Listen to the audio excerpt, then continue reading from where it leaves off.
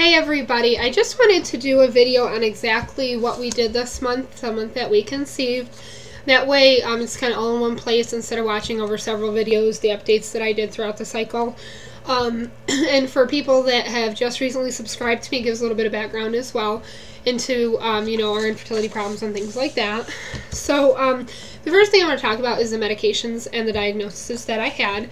I was diagnosed with PCOS, I don't know, probably like 2 years ago or something, and I've been on metformin 1500 milligrams. I take 1 in the morning and 2 at night with my dinner. So that's pretty much the medication that I took. I also was on an allergy medication, asthma medication.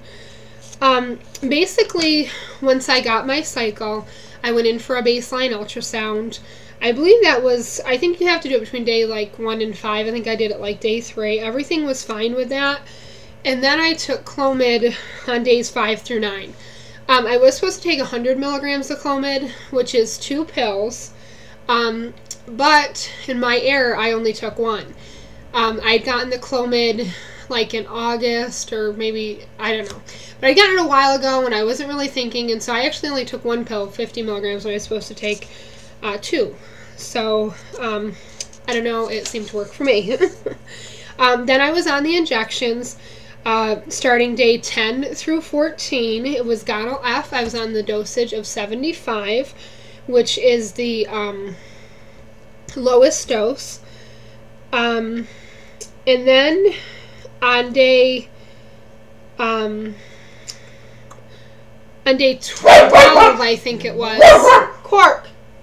On day 12, I had gone, because day 14 fell on a Sunday, so she had me come in on day 12 to do, every time you have an ultrasound with injections, I had to do blood work. So I went in for blood work. They check your LH level, and they check your estrogen, and from that they determine whether you can continue or whether you need to stop, you know, how much longer you're going to go, things like that.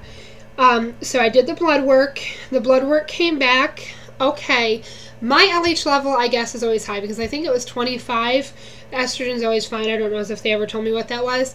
And the ultrasound I went in, I had 3 follicles that they were looking at were the biggest. One was like, oh, that can't be right. I was going to say 17, but that wasn't until the next week. So they were like, oh, no, right here. They were like 10, 7, and 8, I think. And I think I may have said that in another video. I don't know. But, quirky. So what they had me do, based on the fact that my follicles were not as big as they need to be, my doctor likes to see them between 18 and 25. And I know that varies for some doctors, but that's what they want to see in my office. So they had me continue on the Gonal-F for 5 more days. And I went in that Wednesday, which was day 18, for another ultrasound and, of course, more blood work. At that point, the follicles were like 17, 12 point something, and 12 point something else. The blood work came back. My LH level had actually dropped. I don't know if she told me a little bit, she said, so I don't think she actually told me what it dropped, and my estrogen still looked fine. So what she had me do is continue on the Gonal-F for 1 more day. So I took it that night, or actually, because I went in Wednesday, I took it that night, Wednesday, 1 more day, because basically they were trying to just get the 17 to an 18, and to make sure at least one of them was big enough. Then on day 19, which was that next day, the Thursday, they had me take 2 trigger shots, 2 Avidrol shots. They've never had me do that before either. I don't really know the reason for that. They didn't really say. She just asked me when she called, because the ultrasonographer always says talk to my doctor and then gives me a call, lets me know exactly what to do. She called me back and she said, you know, he wants you to go ahead and take the trigger shot tomorrow. She goes, how many do you have? And I said, I have 2 of them. She goes, well, he actually wants you to take both of them then. So I did 2 trigger shots, and from what I've researched, and I've never really seen where anybody else did that just for an IUI. But but I've seen it online where they do it for the IVF, and that's just to have as many eggs as possible release. So I guess they were maybe trying to get all 3 of those to release. And then on day 21, cycle day 21, I went ahead and did the IUI. Like I said, and there's a video on this, my IUI experience this time, and the IUI went a little bit differently than normal. Like I said, my cervix was exactly in the right position. She had no trouble getting the catheter up there. She said that my husband's motility actually went up after she spun the sperm to 50, which is the highest it's ever been, 50%. Usually it's 40%. And also she had me lay on my back with my hips up afterwards, which was different. I didn't do that either, but last time. Then on day 24, cycle day 24, I started the vaginal progesterone, or it's Prometrum is the name of the drug, but it's progesterone, that's what it is. And I did that from day 24 all the way on until I took, the pregnancy test and got the positive pregnancy test. I started testing, the first time I got the positive was on day 33 of my cycle, and then continued to get a positive for 4 more days. Then I just went for blood work on Monday and Wednesday to check my progesterone levels and also my beta count. And I did get the one beta back. I'm waiting to hear on the other one, but the first one was 89.